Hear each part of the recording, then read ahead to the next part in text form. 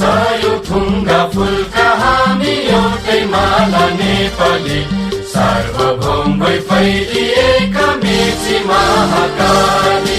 सय थुङ्गा फुलका हामी एउटै माला नेपाली, सार्वभौम भई फैलिएका मेची महाकाली। प्रकृतिका कोटि कोटि सम्पदाको आचला, वीरहरूका राजधानी स्वतन्त्र र अचल। ज्ञान भूमि शान्ति भूमि तराई पहाड हिमाल, अखण्ड यो प्यारो हाम्रो मातृभूमि नेपाल।